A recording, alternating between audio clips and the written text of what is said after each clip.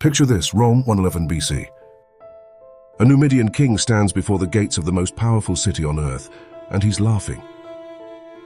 Not metaphorically.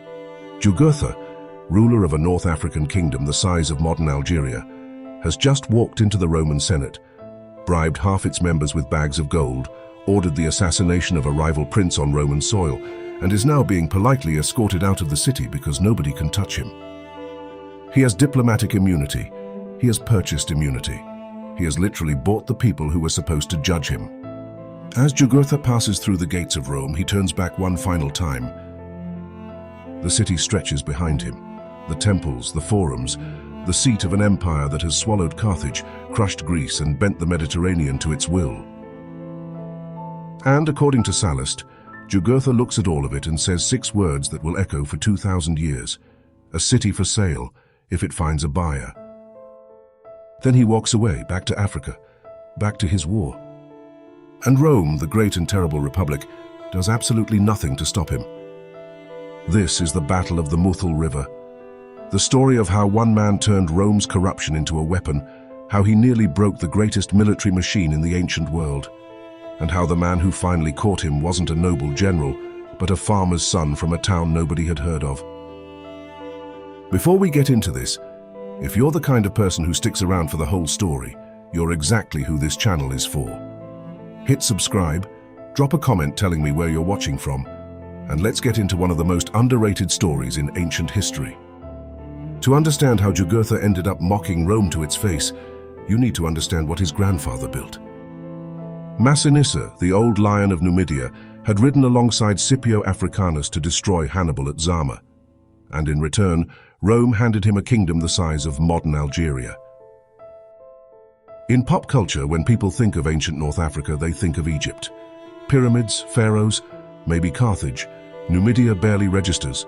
That is a failure of imagination, pure and simple.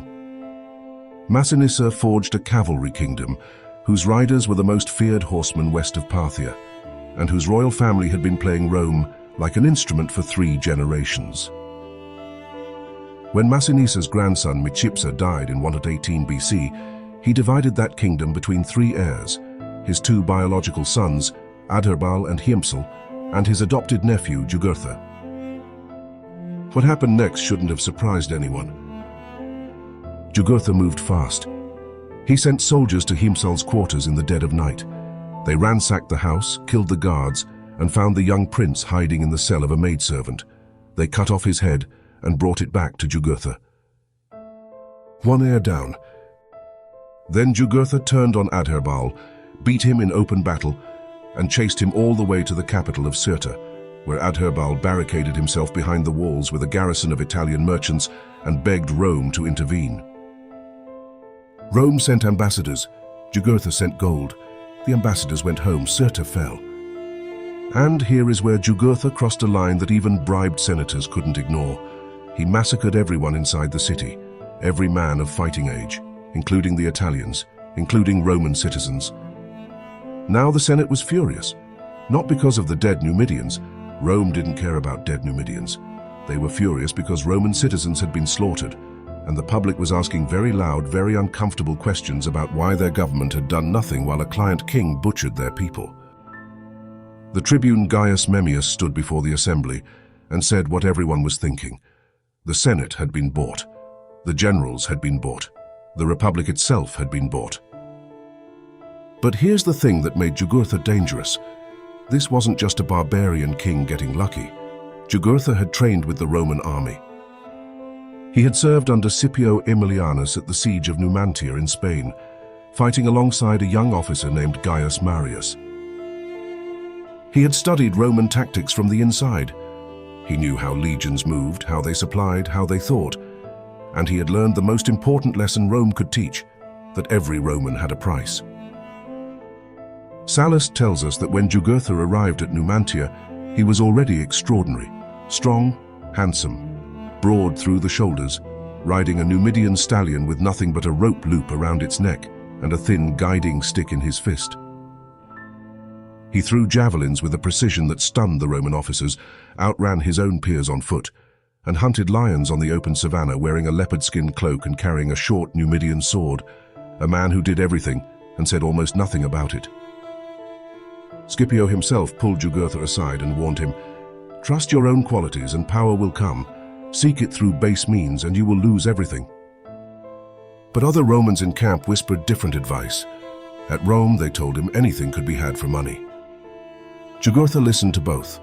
He remembered Scipio's warning, and then he chose the money. Something cracked inside Jugurtha at Numantia. The lesson he absorbed wasn't that Rome was strong, it was that Rome was hollow, and a hollow thing, no matter how large, can be broken from within. That crack, or that contempt, would carry him through a decade of war, but it would also blind him to the one thing he couldn't buy. The first Roman army to arrive in Africa, under the consul Lucius Calpurnius Bestia, marched into Numidia in 111 BC with every intention of crushing Jugurtha quickly. And then something happened that was becoming a Roman tradition in this war. Nothing. Bestia's legions advanced into Numidian territory, took a few towns that surrendered voluntarily, and then Jugurtha offered to negotiate. Bestia accepted. The terms were so obscenely favorable to Jugurtha that Rome erupted in scandal. More bribery, more impotence. The consul came home rich and the king remained free. The next commander, Spurius Postumius Albinus, fared even worse. He left his brother Aulus in command while he sailed back to Rome for elections, and Aulus, ambitious, undertrained, and catastrophically overconfident, decided to attack Jugurtha's treasury at the fortified town of Suthul. This wasn't a battle, it was a mugging. Jugurtha waited until the Roman camp was asleep. His Numidian cavalry hit them in the darkness, horsemen riding without saddles, without bridles, controlling their small, shaggy Berber mounts with nothing but a rope around the horse's neck and a slender stick. They carried round leather shields and fistfuls of javelins, wore leopard skins instead of armor, and moved through the night like something that didn't entirely belong to the physical world. The legionaries stumbled out of their tents in their tunics, half-armed and fully terrified. Some of the Roman soldiers, Sallust tells us this with visible disgust, actually deserted to Jugurtha's side during the attack. Aulus surrendered. His entire army was forced to pass under the yoke, the ancient ritual of humiliation, and marched out of Numidia with a 10-day deadline to leave. The news hit Rome like a physical blow. 2 armies sent, 2 armies humiliated, and the African king was still standing. The Senate, cornered and desperate, finally turned to someone competent. In 109 BC, they sent Quintus Caecilius Metellus, nephew of the conqueror of Macedonia, a man from one of Rome's most distinguished families, rigid in discipline and allergic to corruption. Metellus arrived in Africa and found an army that barely deserved the name. Discipline had collapsed under the previous commanders. Soldiers wandered away from camp to forage whenever they pleased. Sentries slept. Equipment was neglected. Metellus, thin-lipped and aristocratic to his marrow, wearing the traditional crimson cloak of a Roman commander with the bearing of a man who had been told since birth that the world owed him deference, took one look at this shambles and went to work. He banned soldiers from buying bread. They would bake their own or go hungry. He forbade camp followers and merchants from trailing the army. He forced the legions to march in full kit, build fortified camps every night, and rotate sentries on pain of flogging. Within weeks, the army of Africa was transformed, and then Metellus marched south into Numidia, into Jugurtha's country. Now here's where the comedy enters, because alongside Metellus marched his chief subordinate and future worst enemy, a squat, weathered officer from the backwater town of Arpinum named Gaius Marius. Scarred across the forearms from 20 years of close-quarters fighting, perpetually sun-darkened, wearing the same battered mail shirt and mud-caked Caligay boots as the lowest legionary in his command. Marius was what the Romans called a novus homo, a new man, meaning the first in his family to enter the Senate. In a system where your great-grandfather's consulship mattered more than your own abilities, this made Marius roughly equivalent to a street dog that had wandered into a country club. Metellus had brought Marius along because the man was undeniably useful. He was tough, experienced, and the soldiers worshipped him because he ate what they ate, slept where they slept, and dug trenches with his own hands. But Metellus was also a snob of the First Order, And when Marius, then in his late 40s, mentioned that he intended to run for consul, Metellus's response was a masterpiece of aristocratic condescension. He told Marius to be patient, to wait. Perhaps, Metellus suggested, Marius could run for consul alongside Metellus's own son, who was 20 years old at the time, meaning the suggested timeline was roughly 2 decades into the future. Marius smiled at this. He said nothing. He filed it away. And then he went back to being the most effective officer in the army, making sure every soldier in every camp knew that Gaius Marius was the reason they were still alive, and that the aristocrat in the command tent was the reason the war was still going. This wasn't insubordination. It was a slow-motion political assassination conducted through competence. Metellus didn't notice. Metellus never noticed. That was the problem with men like Metellus. They were so busy looking up at their own pedigree that they couldn't see the knife coming from below. Jugurtha, meanwhile, had tried everything to avoid a real fight. He sent ambassadors to negotiate with Metellus. Metellus, to his credit, tried to bribe the ambassadors into betraying their king, a move that would have been ironic if Jugurtha hadn't spent the last 5 years doing the exact same thing to Roman officials. Jugurtha caught wind of the plot, broke off talks and retreated south beyond the Numidian mountains into the desert. He would not be bribed. He would not be cornered. He would fight on his own terms. But Metellus followed, and Jugurtha for the first time decided to give Rome the battle it wanted. Not because he believed he could win in open combat, he wasn't stupid, because he had found the perfect killing ground. The Muthul Valley opens like a trap designed by a patient god. A ridge of mountains runs north to south, and roughly 18 miles to the east, the Muthul River flows parallel. Between them, nothing. A flat, waterless, sun-blasted plain covered in scrub brush and dry sand, uninhabited because nothing can survive there. From the mountain pass, Metellus can see the river in the hazy distance. His army needs that water. The men have been marching in full Roman kit. Mail shirts weighing 12 to 15 kilograms over wool tunics, bronze helmets that turn into ovens under the North African sun, the massive curved scutum shield on every left arm, 2 heavy piler on every right shoulder. They are cooking inside their own equipment. Between Metellus and the river, Jugurtha has laid a trap so elegant, it deserves to be studied in every military academy on earth. A low, scrubby hill juts out from the mountain range toward the river. Jugurtha has hidden his cavalry and his best infantry in the brush along that hill, thousands of men concealed by myrtle and wild olive. Closer to the river, his general Bomilcar waits with the remainder of the infantry and every war elephant in the Numidian army.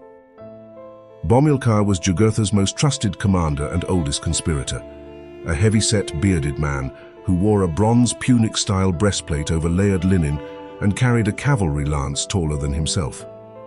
He had personally arranged the assassination of Jugurtha's rival Massiva in Rome, and his loyalty was the kind purchased not with gold, but with shared guilt.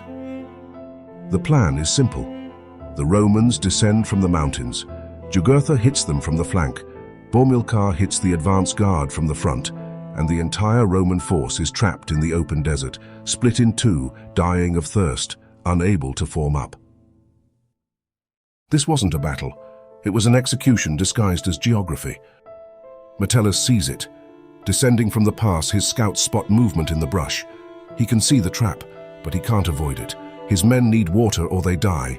He has to cross that plain. So he does the only thing he can. He splits his own army. He sends Publius Rutilius Rufus ahead with a smaller force to secure a campsite by the river and fill the water reserves. Rufus was a rarity in the late Republic. A soldier intellectual, lean and precise, the kind of officer who drilled his men with the methods of gladiator trainers and later wrote memoirs that other historians would mine for decades. He wore his commander's crest on his helmet at a slight forward angle, the mark of a man who expected to be first into trouble. Then Metellus takes the main body and angles diagonally toward the scrubby ridge, straight at Jugurtha's hidden position, hoping to dislodge the Numidians before they can spring their ambush. It doesn't work. Jugurtha's cavalry erupts from the brush, like something hatched from the earth itself. There is no trumpet call, no formation, no line of battle. Just suddenly, hundreds of horsemen on small, ugly, impossibly fast Berber horses, animals that need no bridle, respond to voice commands and the tap of a stick, and can change direction at full gallop like a flock of starlings reversing in the air. The riders carry 3 or 4 javelins each. They have no armor. They have no interest in standing still. They hit the Roman column from the side, hurl their javelins into the packed ranks, and wheel away before a single legionary can close the distance. Then they circle and do it again and again. Sallust describes what happens next with something approaching horror. The Numidians press home their attacks and spread general confusion in the Roman ranks. Even the men who resist with the most dogged courage are disconcerted by this irregular manner of fighting, in which they are wounded at long range without being able to strike back or come to grips with their foe. Think about what that means physically. A Roman legionary is trained for one thing, close combat. His pilum is designed to punch through shields at 30 meters. His gladius, that short, brutal stabbing sword, is designed to kill in the crush of a shield line. Everything about him, his drill, his equipment, his courage, is built for the collision. He needs his enemy to stand and fight. Jugurtha's cavalry refuses. They swarm like hornets, strike at the gaps between shields, aim for throats and thighs where the mail doesn't cover, and vanish before the Roman sword can answer. The legionaries are swinging at air. They are bleeding from javelin wounds they never saw coming, and they cannot reach the river. Jugurtha himself commands from horseback, riding along the ridge, directing groups of cavalry to concentrate on whichever Roman unit looks weakest, then pulling them away before reinforcements arrive. His infantry on the ridge pushes forward when they sense an opening, targeting isolated Roman squads, and falls back into the brush when the legions try to reform. This wasn't the honorable collision of 2 armies. This was a man with a scalpel working on a patient who was still trying to swing a sledgehammer. Metellus is losing control. His column is fragmenting into isolated clusters of men, each fighting for survival, unable to coordinate with the units around them. The Numidian cavalry has control of the open ground between groups, cutting off communication, cutting off retreat. Worse, Jugurtha's infantry has moved to seize the mountain pass behind the Romans, blocking any withdrawal. This isn't just an ambush anymore. This is an encirclement. To the south, Bomilcar has engaged Rufus's advance force near the river. His war elephants, enormous North African forest elephants, smaller than their savanna cousins but still terrifying at close range, draped in leather barding, driven by mahouts perched on their necks, lumber toward the Roman camp. The ground shakes. The sound is something between a hornblast and a scream. But Rufus is no fool, and he's chosen his position well. His camp sits among thick trees near the riverbank. As the elephants charge in, they become tangled in the branches. Their tusks catch. Their flanks are exposed. Suddenly, these massive animals, designed to break open infantry formations on flat ground, are thrashing helplessly among the trunks, while Roman legionaries dart in from the sides and drive Pila into their unprotected bellies and legs. The elephants panic. They begin to bolt, not away from the Romans but through their own infantry. Bomilcar's foot soldiers, who had been counting on the elephants as a living wall between themselves and the legions, watch in horror as their own beasts stampede through their ranks. 40 elephants go down. 4 are captured alive. The Numidian infantry near the river breaks and runs. But the main battle, the real battle, is still being lost on the plain. Metellus' force is scattered across the desert in pockets of desperate resistance. Roman discipline is the only thing keeping them alive. Even in chaos, the legionaries form tight clusters, shields out, swords ready, daring the cavalry to come close enough to be reached. Some Numidian riders do. They dart in to finish wounded men, and Roman soldiers waiting behind their shields lunge upward, catching the horses in the chest, pulling riders from their mounts. The Numidians fight back with ferocity. Dismounted riders draw short swords and go for the gaps in the mail, targeting armpits, inner thighs, the strip of exposed neck between helmet rim and collar. The dirt beneath their feet turns to red paste. And then Gaius Marius does the thing that changes everything. This wasn't luck. It wasn't inspiration. It was the cold, mechanical competence of a man who had been at war since he could hold a sword. Marius gathers roughly 2,000 legionaries, anyone he can reach, anyone still on their feet, and drives them in a compact column straight through the Numidian cavalry, ignoring the javelins, absorbing the casualties, refusing to stop until he reaches Metellus's position and links up with the main body. Then he turns the combined force and storms the one piece of high ground on the plain, the scrubby hill where Jugurtha's infantry has been directing the ambush. The Numidians on the hill see 2,000 Romans coming uphill at them in formation, shields locked, faces invisible behind iron and bronze, and they know, everyone on that hill knows, that this is exactly the kind of fight the Romans were built for. Close quarters. Uphill means nothing when the men coming up are legionaries in a killing mood. The Numidian infantry gives way. They fall back from the crest, and from the hilltop Marius now commands the battlefield. It happens the way it always happens. Not all at once. One group of Numidian cavalry sees the hill fall and wheels away from the fight, then another, then a whole wing. The word spreads through the Numidian line with the speed of panic. The hill is gone, the elephants are dead, Bomilcar is running. Jugurtha screams orders that nobody obeys. His beautiful trap, his perfect geometry of ambush and encirclement, collapses in minutes because that is what happens when cavalry armies lose momentum. They are built for the strike. They are not built for the grind, and the grind is where Rome lives. The rout is swift and total. Numidian cavalry scatters into the desert in every direction.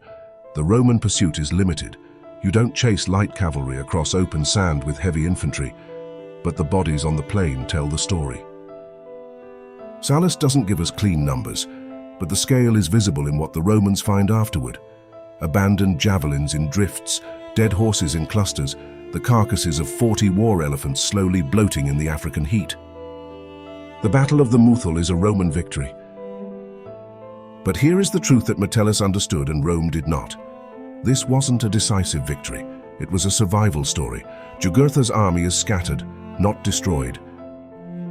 Within weeks, the Numidian king disbands his remaining conventional forces and reverts to the thing he does better than anyone alive: guerrilla warfare. Raids on supply lines, night attacks on camps, poisoned wells, scorched earth. He turns Numidia into a country-sized booby trap, and the Roman legions, for all their discipline, have no answer for an enemy who refuses to stand still. The war grinds on for 4 more years after the Muthul. Jugurtha dissolves into the desert and wages a guerrilla campaign that turns every Roman advance into a bleeding march through hostile nothing. Metellus takes cities, but never catches the king. Marius, now consul, takes command and conquers every Numidian stronghold he can find. But Jugurtha is still out there, still fighting, still free. The greatest army on earth cannot pin down one man in his own country. And so the war that began with bribery ends with bribery. Because in the end, Rome doesn't defeat Jugurtha. Rome buys him.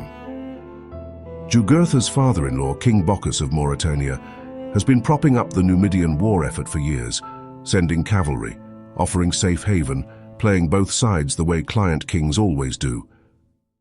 Marius's Quintus Sulla, thin-lipped, blue-eyed in a way Romans found unsettling, wearing a signet ring he never took off and a fine linen tunic he couldn't really afford, rides into Bocchus's camp with a small escort to negotiate, knowing that at any moment Bocchus could hand him to Jugurtha instead of the other way around. The negotiations take days. Bocchus wavers, he paces. He sends messengers to both sides testing which betrayal profits him more. Sulla sights in Bocchus's tent, this pale, blue-eyed Roman aristocrat surrounded by Mauritanian guards, and waits with the terrifying patience of a man who has gambled with worse odds at a dice table in Rome. Bocchus decides. He invites Jugurtha to a meeting. He finds Romans instead, chains. The man who said Rome was for sale is sold by his own family for the price of peace. Jugurtha is dragged across North Africa in irons and shipped to Italy, but he doesn't die immediately. Rome makes him wait. For 2 years, he sits in custody while Marius fights a completely different war, a desperate campaign against the Germanic Cimbri and Teutones, who are threatening to overrun Italy itself. Jugurtha is an afterthought now, a trophy stored in a back room. Then, in 104 BC, Marius finally celebrates his triumph. And this is the scene that matters more than any battle in this entire story. I need you to sit with this. Jugurtha is paraded through the streets of Rome in chains. The crowds line the Via Sacra, screaming, throwing flowers, celebrating the defeat of a man most of them had never seen. He walks in front of Marius's chariot, still wearing his royal robes, for now. Because at the end of the parade route, Roman soldiers tear the robes from his body. They rip the gold earrings from his ears. Plutarch tells us that in the violence of the removal, they tear away part of his earlobe. Blood runs down the neck of the king of Numidia while the crowd roars. Then they throw him into the Tullianum. The Tullianum is not a prison. Calling it a prison gives it too much dignity. It is a hole, a stone chamber beneath the forum, damp, lightless, barely large enough for a man to lie down. The Romans throw condemned men into it the way you throw something down a well. Jugurtha, stripped naked, bleeding from his torn ear, shivering in the underground cold, lands in the darkness. This is the man who once rode across the African savannah in a leopard skin cloak, who threw javelins that stunned Roman generals, who looked at the greatest city on earth and called it a storefront. Now he is meat in a stone pit. And according to Plutarch, Jugurtha looks up at the blackness above him and says, "O Hercules, how cold is your bath?" The man is naked, mutilated, condemned, thrown into a hole to die, and his last recorded words are a joke. A wry, bitter, darkly magnificent reference to the myth that Hercules was rewarded with warm baths after his labors. And here was Jugurtha, at the end of his own labors, receiving the opposite. It was the voice of a man who understood exactly what was happening to him and refused to give Rome the satisfaction of his despair. He died in the Tullianum. Strangulation, most likely, the Roman method for foreign kings who had outlived their usefulness. He was survived by a son named Oxyntas, who disappears from history like a stone dropped into water. Here's the thing nobody tells you about the Jugurthine War. Every man who won was destroyed by winning. Marius, to raise armies the Senate wouldn't fund, opened recruitment to the landless poor. Men who owned nothing, who fought not for the Republic, but for whichever general promised them land. This wasn't a reform. It was a revolution wearing a uniform. Sulla, the quaestor who actually captured Jugurtha, spent the next 20 years nursing a grudge against Marius for stealing the credit. He wore a signet ring depicting the capture for the rest of his life, a portable, permanent act of spite that curdled into the First Roman Civil War, with Sulla marching his legions against Rome itself. And Marius, the people's champion, he died during his 7th consulship in 86 BC, raving and paranoid, clutching at a power he had done more than anyone alive to corrupt. The Jugurthine War was never about Jugurtha. It was about what happens when a system becomes so corrupt that its enemies can see through it more clearly than its defenders. Jugurtha looked at Rome and saw the truth before the Romans did, that an empire built on virtue cannot survive on bribery, and that the men who rise to fix a broken system are usually the ones who finish breaking it. We remember Jugurtha as the villain, the treacherous African king, but Rome was already for sale before Jugurtha ever placed a bid. He was just the first one honest enough to say it out loud. The next time you hear about a great power brought low, don't ask who attacked it, ask who was selling the keys. If this story hit different, subscribe. I'll see you in the next one.